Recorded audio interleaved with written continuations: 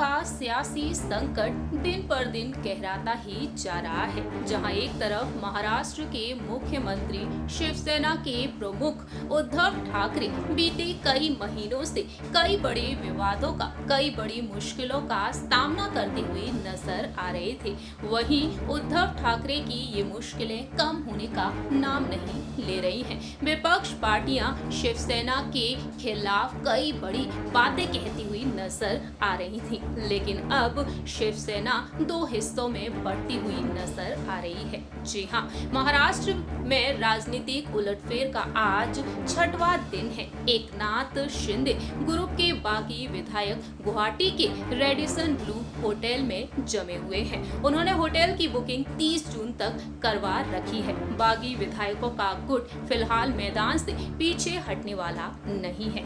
ऐसे में एनसीपी के प्रमुख शरद पवार महाविकास अघाड़ी सरकार को बचाने के लिए मैदान में कूद गए हैं। जी हाँ, इस वक्त शरद पवार उद्धव ठाकरे की सरकार को बचाने के लिए कई बड़े अहम फैसले ले रहे हैं। शरद पवार इससे पहले 2 से 3 बार सीएम उद्धव ठाकरे से बागी विधायकों की वजह से पैदा हुए संकट के बारे में चर्चा भी कर चुके हैं। वहीं शिवसेना से उन्होंने कई सवाल भी पूछे हैं। शरद पवार की सलाह ये रही है कि कानूनी लड़ाई शिवसेना के अकेले की नहीं है, महाविकास अघाड़ी की लड़ाई समझी जाए और महाविकास अघाड़ी के नेता एक साथ मिलकर इस लड़ाई को आगे बढ़ाएं। इतना ही नहीं, अब उन्होंने एक और अहम फैसला ले लिया है।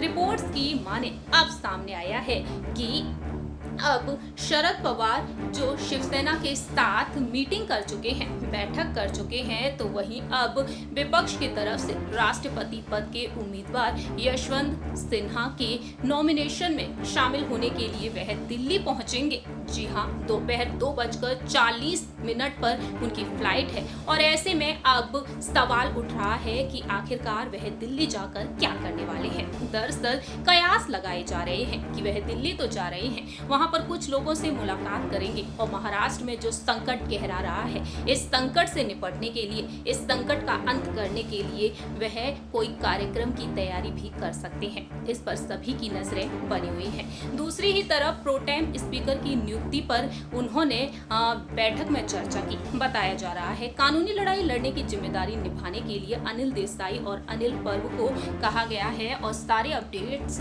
शरद पवार को वह देंगे और शरद पवार से सलाह लेते रहेंगे। इस